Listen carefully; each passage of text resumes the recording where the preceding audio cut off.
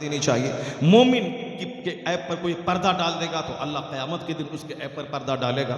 مومن پہ بے عزتی ہو رہی، اس کی بے عزتی کے لیے کوئی ڈھال بنے گا، اللہ تعالیٰ اس کے چہرے کو جہنم کی آگ سے قیامت کے دن پھیر دے گا، جنت میں جگہ عطا فرمائے گا.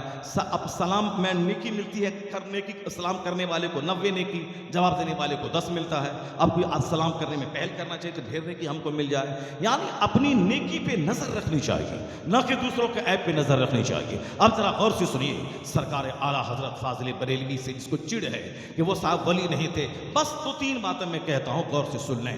غوث اعظم ولیوں کے سردار کا نام ہے. قیامت تک کوئی ولی نہیں بنے گا جب تک کہ غوث اعظم کی مہر اس پہ نہ لگ جائے. یہ ولایت کی دنیا کی بات ہے. اور غوث اعظم کا نائب وہ ہوگا جس میں غوث اعظم کی کوالٹی موجود ہو. غوث اعظم اپنے زمانے کے زبردست عالم دین تھے، یعنی اتنے بڑے عالم کہ 100 مولوی مل کے آیا تھا غوث اعظم کا ٹیسٹ لینے کے لیے کہ غوث اعظم کی عزت ہو رہی، بادشاہ عزت دے رہا، سارا سماج عزت دے رہا، دور دراز سے چل کے لوگ ان کے پاس پڑھنے آ رہے ہیں. اس لیے غوث اعظم کی عزت ہٹانے کے لیے 100 مولوی 100 سوال بنایا اور غوث پاک کی محفل میں آ گیا. غوث اعظم صرف خالص سوکھا مولوی نہیں تھے، وہ 18 سال کی عمر میں ایران سے چل کے بغداد آئے تھے. 100 سے زیادہ عالموں کے دروازے پہ جا کے رات رات بھر چراغ کی روشنی میں آنکھ جلا جلا کے پہلے ظاہری کتاب پڑھے، عالم بنے، حافظ بنے، قاری بنے، مفتی بنے، یعنی جتنے ظاہری علوم ہیں سب پر دسترس حاصل کی. سوکھا عالم ہوگا، عمل نہیں ہوگا، ان کی تقریر سے فتنہ پھیلے گا، ان کے وجود سے فتنہ پھیلے گا. پہلے زمانے میں لوگ پڑھتے تھے، پھر کسی اللہ والے کی صحبت میں رہ کے جو اسلام کتاب میں پڑھا ہے اسی کو پریکٹیکل میں وہ پڑھا کرتے تھے، پریکٹیکل میں ان کی صحبت میں رہ کر کے. جیسے مخدوم علاؤ الحق پنڈوی بنگال کے بزرگ ہیں، ان کی صحبت میں ایران کا بادشاہ سمنا کا حضور مخدوم اشرف جہانگیر سمنانی تخت بادشاہت چھوڑ کر یہاں آ گئے. فقیری اختیار کی، خانقاہوں میں جھاڑو لگانا، خانقاہوں میں لنگر کا کھانا بنانا، آنے والے مہمان کی خدمت کرنا، مرشد کی خدمت کرنے لگے. بادشاہ سمنا کے بادشاہ تھے. ایک کرسی کی خاطر آدمی ایمان بیچ ڈالتا ہے اور جنت کی خاطر ساری بادشاہت کو چھوڑنے والا مخدوم بنگال کو فخر حاصل ہے کہ بادشاہت ایک کرسی کی خاطر ایمان آج قدم قدم پہ لوگ بیچ دیتے ہیں. اب بادشاہت کو ٹھوکر مار دی ایمان بچانے کے لیے، تصوف حاصل کا علم حاصل کرنے کے لیے چلے آئے اس فقیر کی زمین پہ بنگال. یہاں رہ کے کندن بنے، پھر انہیں آدمی بنا کے بھیجا، جاؤ فیض آباد علاقے میں. وہاں گئے، پنڈتوں سے مناظرہ کیا، ان کا سارا غرور توڑا، اسلام کی حقانیت کو چمکایا. پورے علاقے میں جہاں گھنٹے بجتے تھے آج چلے جائیں چوراہے پہ اونچی جگہ کھڑا رہیں، اذان کے وقت میں سینکڑوں مسجدوں سے اذان کی آواز آتی ہے. یا اسی فقیر کی خدمت کا نتیجہ ہے کہ کفرستان اسلامستان میں تبدیل ہو گیا ہے. ان کا ٹرینر اب ہی کے بنگال کا ہے، ان کو کندن بنانے والا، ان کو ڈھال کر کے ولی کامل بنانے والا اسی مالدہ کی سرزمین کے شیخ بنگالہ علاؤ الحق پنڈوی رحمۃ اللہ علیہ.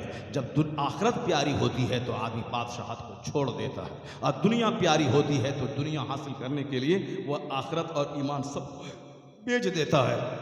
اعظم گڑھ میں ایک مسلمان کی بیٹی ایک ہندو کے ساتھ شادی کر لی مندر میں جا کے، چونکہ ان کے باپ نے اسلام نہیں سکھایا تھا.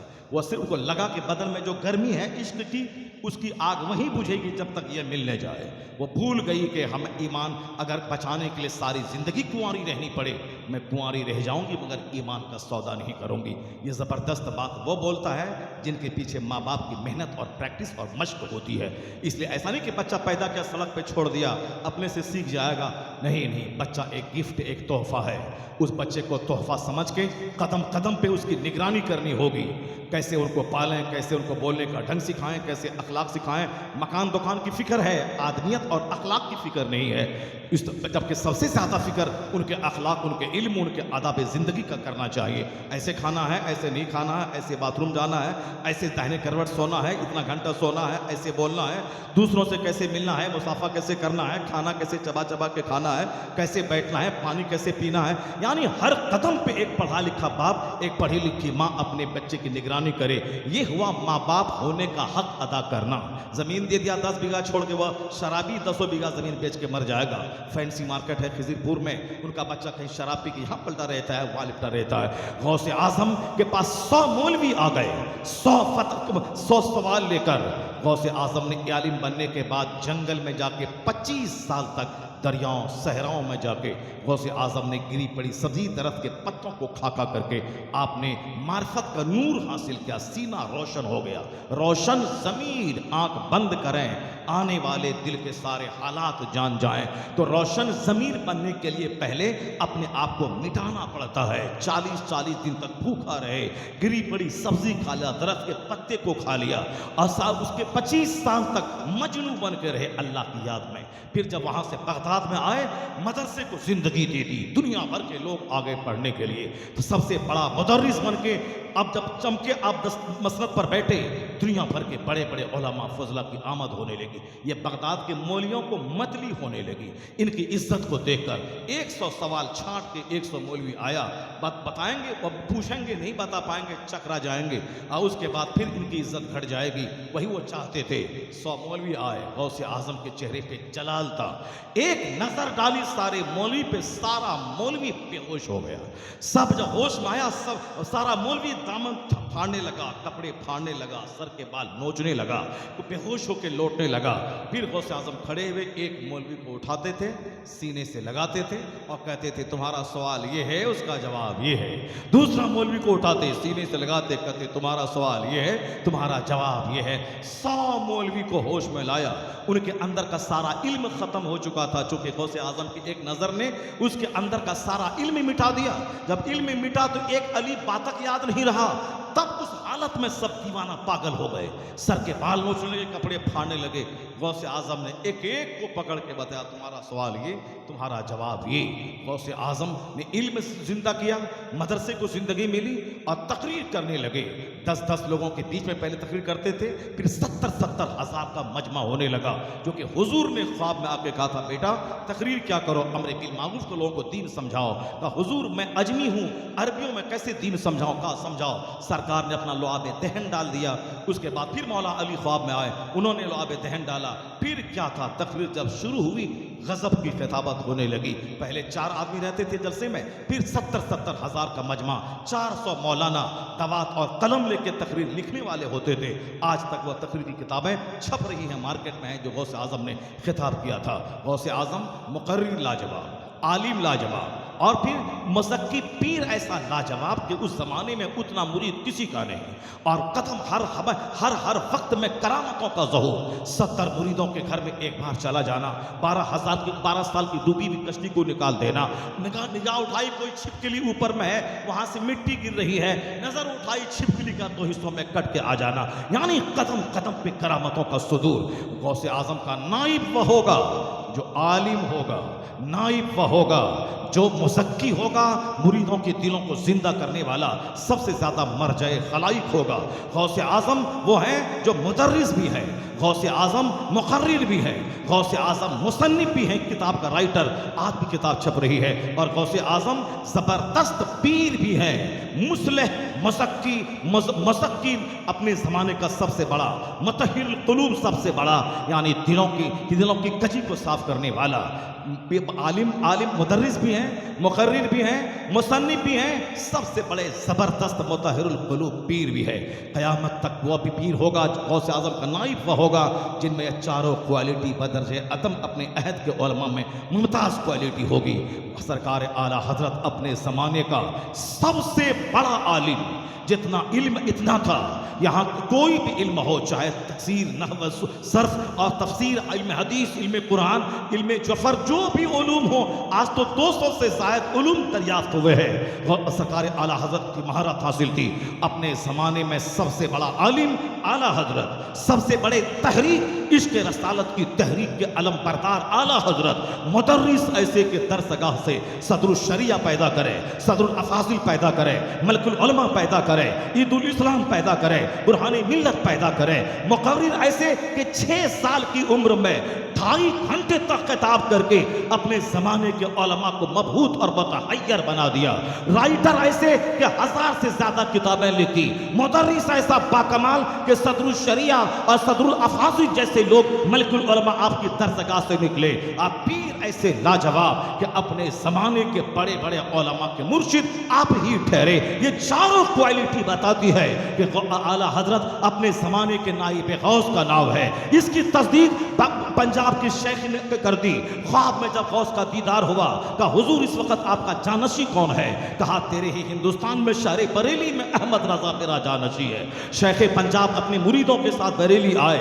وہاں اعلیٰ حضرت نیچے دروازے پہ آ کے منتظر تھے شیخ پنجاب کے. کوئی فون نہیں تھا. یہ آج سے 125 سال پہلے کی بات ہے. استقبال کیا, بیٹھائے, کئی دن قیام ہوا. جب لوٹ کے پنجاب گئے مریدوں نے پوچھا حضور بڑی تیاری سے گئے تھے, کیا دیکھا؟ کہا مت پوچھ کے کیا دیکھا, یہی دیکھا کہ حضور ایک طرف سے فرما رہے ہیں احمد رضا لکھ رہے ہیں, یعنی سرکار دو جہاں کی عطا ہیں. اس لیے اعلیٰ حضرت فتوی رضیہ کا نام لکھا العطایا نبویہ فی الفتاوی الرضویہ, یعنی مصطفیٰ کی عطا ہے. سرکار ارشاد فرماتے احمد رضا لکھتے ہیں. شیخ پنجاب رونے لگے جب آنسوں کا طوفان تھما. کہا کون اعلیٰ حضرت کو جان پائے, وہ تو اپنے عہد کے نائب غوث اعظم ہے, سرکار دو جہاں کی عطا ہیں. حضور دو عالم صلی اللہ علیہ وسلم فرماتے ہیں احمد رضا لکھتے ہیں اعلیٰ حضرت کا بیٹا مفتی اعظم ہند, وہ اپنے زمانے کے زبردست مسلح 30 کلومیٹر دور پیدل چل کے شدی تحریک کی کمر توڑنے والا, نجدیت اور وہابیت کی کمر توڑنے والا, سفر میں حضر میں 30-40 سال رہے, ایک وقت کی نماز نہیں چھوڑنے والا, تقوی پرہیزگاری کا امام, اپنے زمانے کا نائب غوث اعظم, ان کا بیٹا مفتی اعظم ہند بھی ہوئے. وہاں بریلی کا ایک نواب راحت جان غوث اعظم کے نائب کے ہاتھوں مرید ہونا چاہتا تھا. اسی پیسہ والا تھا, تلاش میں بغداد چلا گیا. آج سے 50-60-70 سال پہلے بغداد میں پھرتا رہا, کوئی ملے غوث اعظم کا نائب جن کو دیکھوں تو غوث یاد آئے. ایک گورا بنارا چہرہ والا ملا, سوچا کہ مرید ہو جاؤں. پھر محبت کو طوفان تھم گیا, نہیں مرید ہوا. خواب میں تقدیر جگی. جب بے چینی حد سے بڑھتی ہے تب تقدیر جاگتی ہے. جب آدمی میں اندر سے حقیقی شوق جاگتا ہے, پہلے ہوگا کہ نہیں ہوگا, دیں گے ہوگا کہ نہیں ہوگا, آگے پیچھے والے کو کچھ نہیں ملتا ہے. جو دل سے فریفتہ ہو جاتا ہے, جو دل سے سچی محبت کرتا ہے, اسی کی تقدیر جاگتی ہے. خواب میں آقا آتے ہیں, یہاں آگے پیچھے کرنے والے کے خواب میں نہیں آتے ہیں. جو اندر دل سے شیدا ہو جائے, انہیں جانا, انہیں مانا, نہ رکھا غیر سے کام, تب ان کے خواب میں مصطفیٰ آتے ہیں, اللہ کے محبوبین آتے ہیں. جب بے چینی حد سے بڑھی, رونے لگے اور اندر سے نڈھال ہو گئے کہ نائب غوث کہاں ملے گا. غوث اعظم کا دیدار نصیب ہوا. نواب راحت جان نے دیکھا غوث اعظم ہے, ان کے پیچھے اعلیٰ حضرت ہیں, ان کے پیچھے مفتی اعظم ہند ہے. لپک کے پوچھا سرکار غوث سے حضور اس وقت آپ کا دنیا میں نائب کون ہے؟ کہا تیرے ہی شہر بریلی میں مصطفیٰ رضا میرا جانشی ہے. کہا کون؟ تو دکھایا مفتی اعظم ہند کی طرف, یہ میرے جانشی ہیں. خواب سے بیدار ہوا, مسرت کے مارے جھوم رہا تھا. جلدی سے بغداد سے واپس لوٹا, انڈیا آیا, سارا سامان گھر میں پھینکا اور محلہ سوداگران گیا. وہاں مفتی اعظم ہند جن کا علم لاجواب, جن کا فتویٰ لاجواب, جن کی تصنیف لاجواب, جن کا تقویٰ لاجواب, جن کے 1.5 کروڑ سے زیادہ مرید اپنے عہد میں مرجع العلماء تھے, وہ لاجواب. غوث اعظم کا نائب ہونے کے لیے اپنے عہد کا سب سے بڑا پیر ہونا ضروری ہے, سب سے زیادہ لوگ اس سے وابستہ ہوں. غوث اعظم سب سے بڑے پیر, تو جو اس کا نائب ہوگا وہ 2 4 10 20 کو مرید نہیں کرے گا, کروڑوں کی تعداد میں تھوک کا تھوک آدمی سے مرید ہوگا. تو مفتی اعظم ہند کے 1.5 کروڑ کم و بیش مرید. وہ نواب گھر میں سامان پھینکا اور دوڑا ہوا بریلی کے محلہ سوداگران پہنچا. مفتی اعظم ہند بیٹھے ہوئے تھے, نواب کا چہرہ دیکھا, مسکرانے لگے, کہنے لگے کہیے نواب راحت جان صاحب, کہاں کہاں گھومے, کیا کیا دیکھا, کہاں کہاں گھومے, کیا کیا دیکھا. کہا حضور جہاں گھومنا تھا گھوم لیا, جو دیکھنا تھا دیکھ لیا, اب ہاتھ بڑھائیے اپنی غلامی میں داخل فرما لیجیے. اللہ نے اعلیٰ حضرت کی فیملی کو وہ نعمتوں سے نوازا ہے کہ ان کا بیٹا نائب غوث اعظم, اور ابھی 2 سال پہلے ایک نائب وہاں انتقال کیا ہے, اپنے زمانے کا سب سے بڑا عالم. جہاں 1 گھنٹے تک 1000 عالم کسی مسئلے پر سر دھنتے رہیں اور مسکراتے ہوئے چٹکی میں اس مسئلے کا حل جو کر دیں, اسی کا نام تاج الشریعہ اختر رضا کا اظہری ہے. اشرفیہ کا سیمینار گواہ ہے.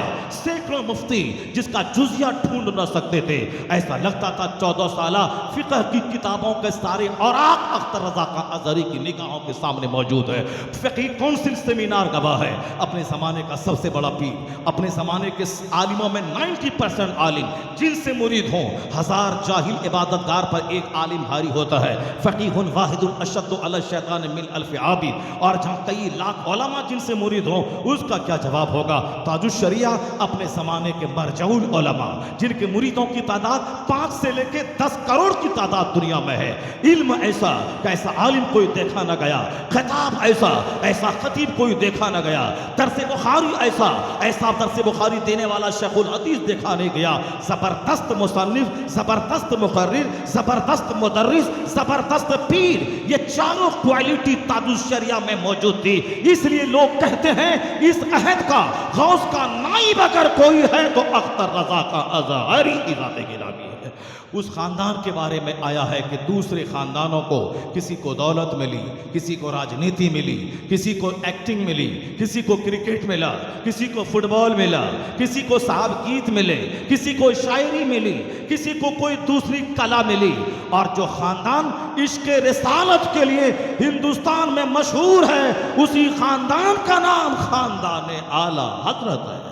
यानी सरकार की मोहब्बत का जाम जिसने पिलाया हो, जो भी उस खानदान से मुंसलिक होता है, उसके बदअकीदा होने का 99% चांस ख़त्म हो जाता है।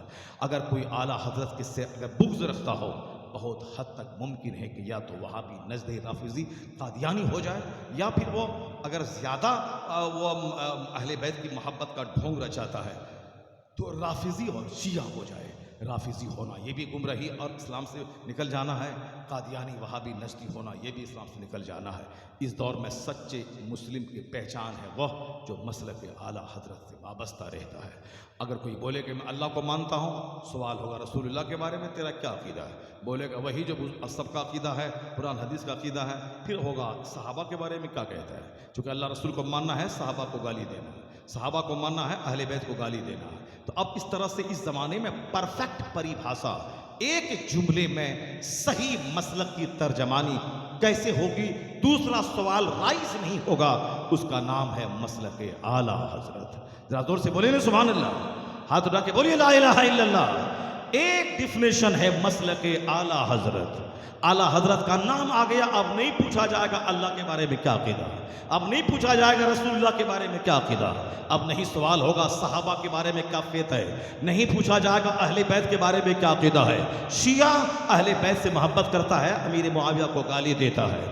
खारिजी सहाबा को मोहब्बत करता है, अहले बैत का कातिल बनता है। और जो अहले बैत सहाबा दोनों से मोहब्बत करे, इमाम आज़म को वहाँ भी गाली देता है। तो इस तरह से फित्न फसाद के दरवाजे खुलते जाते हैं। मगर जो आला हजरत का नाम ले ले, अब नहीं पूछा जाएगा गरीब नवाज के बारे में क्या अकीदा है, गौसे आजम के बारे में क्या अकीदा है, इमाम आजम के बारे में क्या अकीदा है, सहाबा के बारे में क्या अकीदा है, अहले बैत के बारे में क्या अकीदा है। मसलक आला हजरत आ गया, परफेक्ट मोमिन की तस्वीर बन जाती है। यानी आला हजरत का मतलब होता है अकीदा तौहीद पुख्ता हो।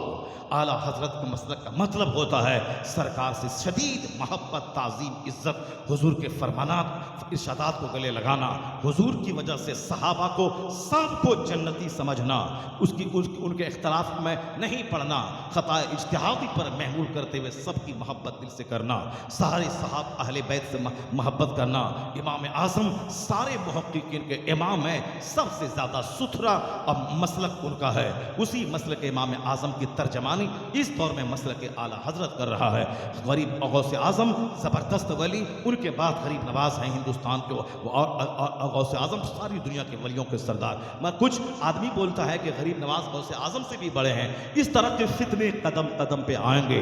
अगर इस ज़माने में रास्ता चलते कोई हाथ पकड़ के, अभी कलकत्ता में जहाँ कल रात में था, एक बोला एक दाढ़ी मुन्ना प्रोफेसर आया था, वह प्रोफेसर और कॉलेज का प्रोफेसर होने का धौंस जमा के बोल के गया है कि नमाज मत पढ़ो, रोज़ा मत रखो, हम उसको 1 महीने में वली बना देंगे, नमाज पढ़ना ज़रूरी नहीं है।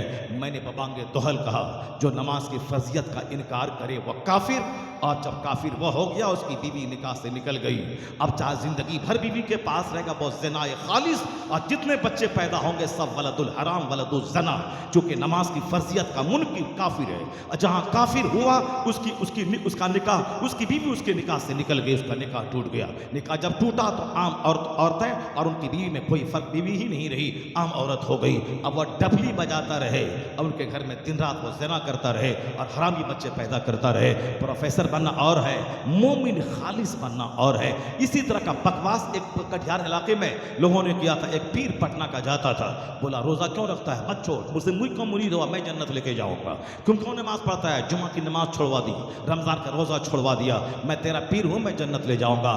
ایسے ڈھونگیوں کو قتل کر دینا چاہیے، ایسے ڈھونگیوں کے منہ پہ پیشاب کر کے تھوک دینا چاہیے۔ اور اگر وہ اس طرح کی شریعت کا مذاق اڑائے، وہ ظالم، وہ دہریہ، وہ یہودیوں کا کام کرتا ہے، وہ نصرانی کا کام کرتا ہے، وہ مشرکوں کا ایجنٹ ہے۔ آج دنیا میں اس طرح کی ناپاک تحریکیں کام کرتی رہی، مگر مسجد زندہ رہی، جمعہ کا خطاب زندہ ہے، یہ مدرسہ زندہ ہے، مدرسے کی چٹائی زندہ ہے، ہندوستان میں جلسے زندہ ہے، سیرت کا جلسہ زندہ ہے، عید میلاد النبی کا جلوس زندہ ہے۔ یہ چوٹی کاٹنے والا، نماز روزے کا منکر، یہ دہریہ، یہ کافر پیر کا لباس پہن کر اعلیٰ حضرت کو چوری چھپے گالی دے دے کر ان سے جڑے ہوئے لوگوں کو موڑنے کا کام 100 سال سے کر رہا ہے، مگر یہ چور گلی میں آتا ہے، 10 دن رہتا ہے اور چلا جاتا ہے۔ مگر اعلیٰ حضرت جس نے ساری زندگی ڈھال بن کے شریعت محمدی کی خدمت کی، تو ماننا پڑے گا۔ اور جنہوں نے ان دہریوں،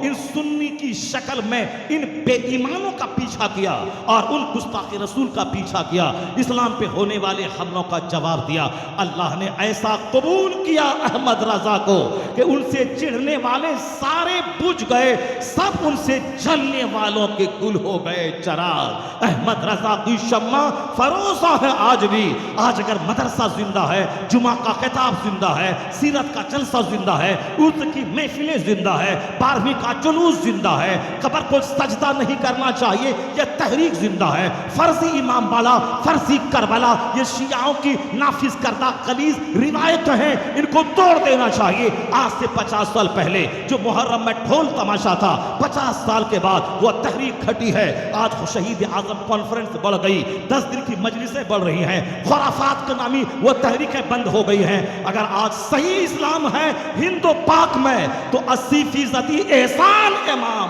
احمد رضا کا فاضل بریلوی کا، ورنہ چوٹی کاٹنے والا یہ تو عالموں کی عزت کو مٹی میں ملانے کے لیے آج بھی وہ گلی میں ہے، مگر فتویٰ عالم کا، جمعہ کا خطاب عالم کا، عیدین کی تقریر عالم کی، کبھی حکومت سے بات کرنی پڑے فتویٰ کتاب عالم کی، نکاح کا خطبہ عالم کا، مدرسے میں درس بخاری عالم دے، جنازہ عالم پڑھائے، نکاح عالم پڑھائے، عیدین کا خطبہ عالم دے۔ یہ چوٹی کاٹنے والا کھا کھا کے تون اونچا کرے، سگریٹ پئیں، گٹکا کھائیں، غریب رکشہ چالک کا نذرانہ لے کے اپنی بیٹی کو جینس پہنائیں اور اپنے بیٹے کو داڑھی منڈوا کے کالج میں پڑھائیں، وہ یہ کام کرتے رہے، اعلیٰ حضرت سے پنگا نہ لیں۔ اعلیٰ حضرت کی کتاب 1000 کتابیں آج زندہ ہیں، جب تک یہ کتاب رہے گی اس وقت تک رضا کا ڈنکا بجتا رہے گا۔ لوگ کہتے ہیں ان کا نام کیوں؟ اعلیٰ حضرت نے ہتھیار دیا ہے دشمنوں سے لڑنے کے لیے۔ مناظرہ علم غیب پہ امریکہ میں ہوگا، کتاب احمد رضا کی بریلی سے جائے گی، مناظرہ نورانیت پہ سری لنکا میں ہوگا، کتاب احمد رضا کی جائے گی، مناظرہ انڈونیشیا میں ہوگا، کتاب احمد رضا کی جائے گی۔ جب تک احمد رضا کی کتاب ہتھیار بن کے رہے گی اور اس ہتھیار سے ہم مناظرہ جیتتے رہیں گے، تو جن کا ہتھیار میرا مناظرہ جتوائے تو ڈنکا کس کا بجے گا؟ اسی کا بجے گا جن کے ہتھیار سے جنگ کو جیتا جائے گا۔ سبحان اللہ، سبحان اللہ۔ اس لیے اعلیٰ حضرت کی تحریک آج زندہ ہے۔ باتیں بہت ساری کہنی تھی اعلیٰ حضرت کے، وہ ایک جو بات میں نے بیچ میں اٹھائی تھی ترک دنیا والی بات، اعلیٰ حضرت نے ایک دن بھی دنیا کی خاطر قدم نہیں بڑھایا۔ یہ بات اس وقت آئی تھی جب گاندھی جی کا چرچا پورے بھارت میں تھا، وہ اعلیٰ حضرت سے ملنے کے لیے بریلی شریف میں موجود تھے، کہا کہ بس مل لیں اعلیٰ حضرت سے۔ اعلیٰ حضرت نے کہا کہ میں ان سے ملوں گا تو کیا ملے گا، کیوں ملوں گا، دنیا کا کیا فائدہ ہوگا اور آخرت کا کیا فائدہ ہوگا؟ آخرت کا تو کوئی فائدہ ہے نہیں، چونکہ وہ مسلمان نہیں ہے، عالم نہیں ہے، مجھ سے کیا بات کرے گا وہ؟ اب رہی گئی بات دنیا کی، کہ اس سے مل لیجیے، ملاقات کر لیجیے گا تو وہ ہندوستان کا راشٹر پتا ہے، اب انگریز بھاگنے والا ہے اور پھر یہ اسی کا ہندوستان ہوگا، راشٹر پتا کہلا رہے ہیں۔ ہر مسجدوں میں یہ وہابی دیوبندی گاندھی جی کو لیے پھر رہے تھے، ان سے تقریر کروا رہے تھے، جبکہ مشرک کو مسجد میں نہیں لے جانا چاہیے۔ اعلیٰ کے پاس جب بات آئی تو کہا کہ دین کا تو فائدہ ہے نہیں، چونکہ وہ عالم نہیں، اسے کیا بات کرے گا۔ اب آگے بات دنیا کی، تو اعلیٰ حضرت نے کہا جتنے لوگ میرے پاس ہیں آس پاس، وہ مجھے بتا دیں کہ میں ایک دن بھی دنیا کے لیے میں نے قدم بڑھایا ہے کہیں بھی۔ وہ نانپارا کا نواب کا قصیدہ لکھنے کسی نے بولا تو آپ نے کہا کہ میں گدھا ہوں اپنے کریم کا، میرا دین میرا دین پارا ہے نہ نہیں، انہوں نے کہہ دیا۔ اصحاب گاندھی جی جب آئے تو کہا کہ مجھے دنیا تو چاہیے نہیں، میں تو ایک دن بھی دنیا کے لیے قدم بڑھا کے دکان میں نہیں بیٹھا ہوں، تو پھر میں کیوں گاندھی جی سے مل کے کوئی دنیا کا پوسٹ، کوئی عہدہ یا کوئی نوکری یا کوئی اور فائدہ حاصل کروں، اس لیے میں نہیں ملنا چاہتا۔ یہی فرق ہے رضا کے خاندان میں اور دوسروں کے خاندان میں۔ گاندھی ملنے آیا، اعلیٰ حضرت نے ملاقات نہیں کی۔ اندرا آئی، مفتی اعظم ہند نے ملاقات نہیں کی۔ 7 گھنٹے تک نرسمہا راؤ بریلی میں بیٹھا رہا، تاج الشریعہ سے ملنا چاہا۔ تاج الشریعہ نے بولا باپ داداؤں سے جو دین کی خدمت کی ذمہ داری میرے سر پہ ہے، اسی کے ادا کرنے سے فرصت نہیں ہے کہ میں کسی وزیر اعظم سے ملاقات کروں۔ ملاقات نہیں کی، 7 گھنٹے تک رہا۔ کون ہے اس دور میں وہ آج مکھیا کے پاس سیلفی لینے والا، تھوڑا سا چھوٹا موٹا نیتا کے پاس بیٹھ کے 10 قدم چلنے والا، سیلفی لے کے دوسروں کو دکھلانے والا؟ وہ بڑا بننا چاہتا ہے جو بک رہا ہو قدم قدم پہ۔ وہ رضا کا خاندان ہے جو نہ اندرا کے سامنے جھکا، نہ گاندھی کے سامنے بکا، نہ نرسمہا راؤ کے سامنے بکا۔ وہ کون ہے جو اس زمانے میں غوث اعظم کی یاد تازہ کر گیا ہو؟ دنیا آ رہی ہے، دنیا کو ترک کیا ہو، اسی خاندان کا نام ہے خاندان اعلیٰ حضرت، اسی کا نام ہے اس دور کا نائب غوث اعظم اختر رضا خان اظہری تاج الشریعہ۔ شریعت چاہیے تو اس دروازے پہ آئیے، مسلک حق چاہیے اس آستانے سے جڑیے۔ یہ جھولا جھنکڑ جھار والا جس طرح ککر متے کی طرح جو گلی گلی گھوم رہے ہیں، پیر پیر پیر پیر، یہ کیا جانے؟ پیر بننے کے لیے تو 25 سال تک جو کی روٹی کھانی پڑتی ہے، اسے علم حاصل کرنا پڑتا ہے، رات رات بھر جاگ کر کے علم حاصل کرنا پڑتا ہے، 3 ہزار بار ڈیلی درود پڑھنا پڑتا ہے، 300 رکعت نماز نفل پڑھنا پڑتا ہے، اور پھر عالم وہ نفل نہیں پڑھے، رات بھر درود نہ پڑھے، صرف 1 گھنٹہ رات میں بچے کو درس دے دے، اور دوسرا آدمی 1000 رکعت نماز نفل رات بھر پڑھے، اس سے بہتر اس عالم کا 1 گھنٹہ بچوں کو درس دے دینا ہے۔ سبحان اللہ۔ آیا ہے کتاب میں تدارس العلم ساعۃ من اللیل خیر من احیاء، مشکوٰۃ شریف میں موجود ہے کہ تھوڑی دیر رات میں علم دین سیکھنا سکھا دینا رات بھر کی شب بیداری سے بہتر ہے۔ صبح سویرے جو فجر کی نماز پڑھے، من صلی صلاۃ الفجر ثم قرأ بابا من العلم خیر من الف رکعہ، یہ دیکھیں ٹرین چھوٹ جائے گی ہماری، یعنی جو فجر کی نماز پڑھنے کے بعد 1 چیپٹر دین کا پڑھ لے تو 1000 رکعت نماز نفل پڑھنے سے یہ کام بہتر ہے۔ عالموں فاضلوں، آپ مبارکبادی کے مستحق ہو۔ 1 کروڑ روپیہ کما کے کوئی ڈی ایم بنے اور تم صرف 10,000 کما کے مدرسے میں رہ کے بچوں کو دین سکھلاؤ، تیرا مقابلہ نہ کوئی ڈی ایم کرے گا، نہ کوئی منسٹر کرے گا، نہ کوئی زمیندار کرے گا۔ ہاں اگر صبر ہے تو پھر تم بادشاہ ہو، دنیا دار بھی تیرا مقابلہ نہیں کر پائے گا۔ اس کے پاس 1 خرب روپیہ ہے، وہ زمیندار ہے، تمہارے پاس قرآن حدیث کا علم ہے، تم نائب رسول ہو۔ سبحان اللہ، جو سب سے بڑا منصب ہے۔ صبر اگر ہے تو ان سے بڑا بادشاہ کوئی نہیں، اور اگر صبر نہیں ہے تو ان سے بڑا بھکاری کوئی نہیں ہے، دنیا بھی نہیں ہے اور پھر وہ منصب بھی نہیں ہے۔ اسی لیے سے مارے پھریں گے، کچھ بھی نہیں ملے گا۔ صبر اور قناعت اور دینداری، نمازوں کی پابندی، اور جو معمولی تنخواہ وہی اس کے لیے بہت ہے، پھر تو ان کے پاؤں کی دھول سونے کے مکان میں رہنے والا ارب پتی بھی نہیں ہے، چونکہ یہ نائب رسول ہے۔ جس طرح رسول ہونا سب سے بڑا مرتبہ ہے، اسی طرح نائب رسول ہونا سب سے بڑا مرتبہ ہے۔ کہ قرآن پڑھاتا ہے، جس طرح قرآن کا کوئی جواب نہیں ہے، اسی طرح جس درسگاہ میں قرآن پڑھایا جائے اس درسگاہ کا بھی کوئی جواب نہیں ہے۔ ہو گیا نا؟ بولیں گے سبحان اللہ۔ اب تقریر ہماری 2 گھنٹے کی لگ بھگ ہو گئی، مجھ کو اتنی دیر تک نہیں بولنا تھا، ابھی میرا ٹائم ٹرین کا 1:14 پہ مجھ کو ٹرین پکڑنا پڑا کام ہے، وہی ٹرین 2:30 پہ کہاں ہے؟ مالدہ۔ ہاں چلیے، اب بات ہے تو اتنی پھول اتنا پھیلا دیا میں نے کہ ابھی تو اعلیٰ حضرت پر ہی بولنے کے لیے اب وہ آ گئے تھے، ابھی تو 2-3 پوائنٹ ہی میں نے بولا اعلیٰ حضرت پر، ابھی تو بہت ساری باتیں تھیں مگر چونکہ میرے نزدیک اعلیٰ حضرت کی کرامت بیان کرنا اتنی ضروری چیز نہیں ہے جتنی ضرورت آدمی کو مومن بنا دینا اور اسلامی تحریک دل میں پیدا کر دینا. جو حالات سماج کے ہیں مرد اور عورت کے، میں نے شروع میں تمہیدی طور پر اس درد کو سینے میں جگانے کے لیے میں نے وہ تمہید کو چھیڑا تھا. شاید کہ دل ہلے، دنیاوی فیشن اور ماحول سے ہٹ کر آخرت کا جنون دماغ پہ چڑھ جائے. اور پھر آخر میں نے اعلیٰ حضرت کی زندگی کے حوالے سے جو میں نے قیمتی باتیں تھیں وہ میں نے آپ تک پہنچا دی.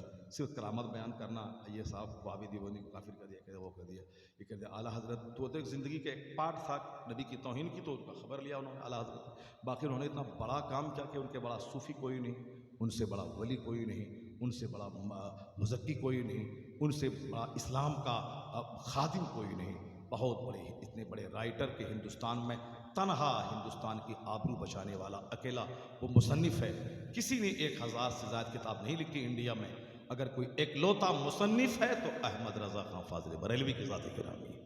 اللہ تعالیٰ انہیں وہ مقام دیا ہے کہ ہندوستان کا کے لیے فخر ہے اعلیٰ حضرت.